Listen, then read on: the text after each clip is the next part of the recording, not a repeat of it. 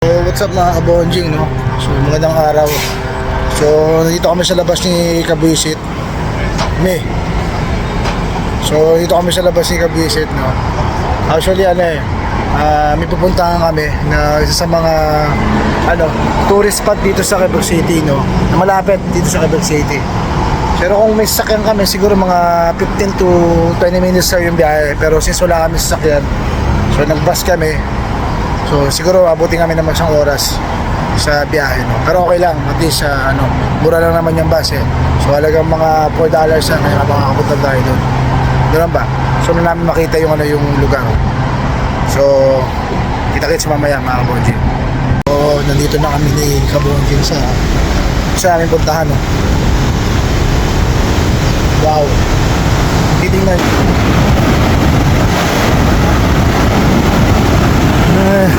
Hindi ka aking mga kamay. Takot ako sa heights.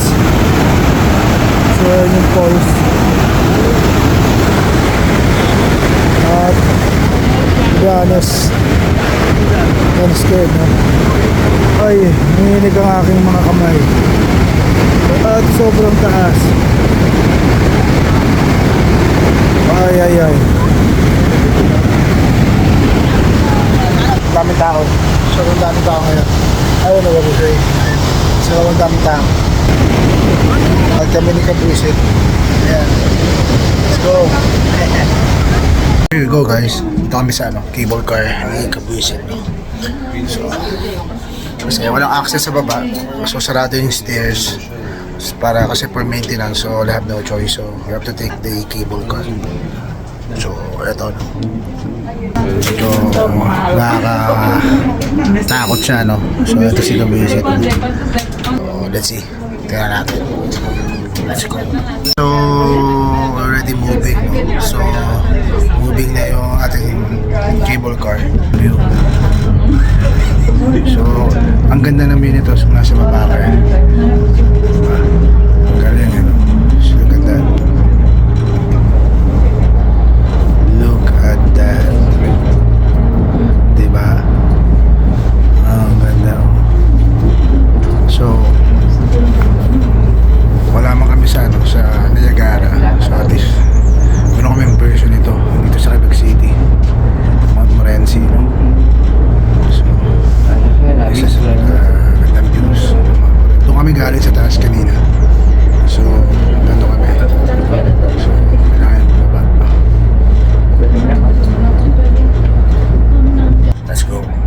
So usually, pagka hindi ka taga Quebec or taga ibang province ka ng Canada, like for example Ontario, like Manitoba, so kailangan mo magbayad ng entrance dito ng mga around $16. Pero kami na taga dito sa Quebec, free admission. So yung babayaran mo na lang talaga dito yung cable car. Kasi nagkataon na maintenance yung mga stairs. So wala kaming choice. Kailangan namin bumaganda na dito. So yun.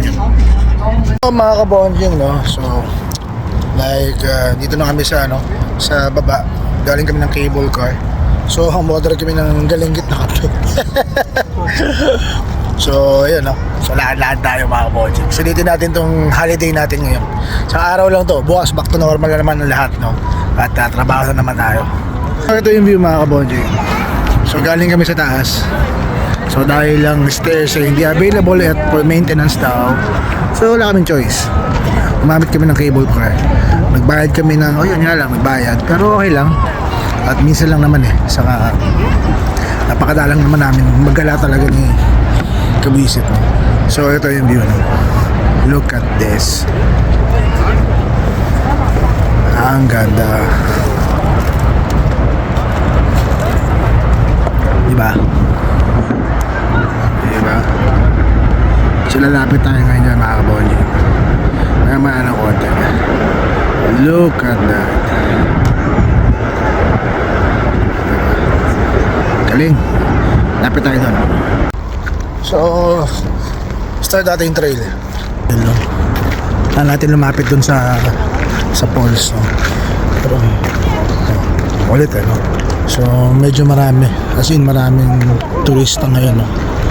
So madami. Kasi madami.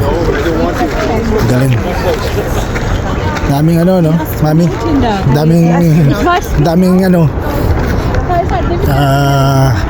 Turista ngayon. Talagang sinulit nila yung holiday, no? At eto. At bukas kasi balik trabaho na, no? So, yung holiday dito, tawag yun, no? Yung Victoria Day. So, holiday yon. Kaya wala kaming pasok ngayon, Monday. So, bukas, back to regular programming. So, sulitin lang natin to. Hindi mo naman kailangan na gumastos dito ng malaki. Actually, ang gastos mo lang talaga dito yung pamasahe sa bus para pumunta dito. So, okay na. Yes, ma-relax ka lang ng konti. Yan naman importante dun. So, mga kabonjing, no? So, nandito na tayo. Malapit na tayo dun sa pinaka view no falls, no? So, ito na yun. Di ba? Napakaganda. Sobrang relaxing.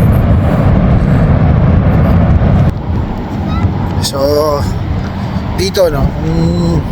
Yung mga taga outside Quebec, so, meron silang tawag dito na entrance fee, no? Around $16 yata.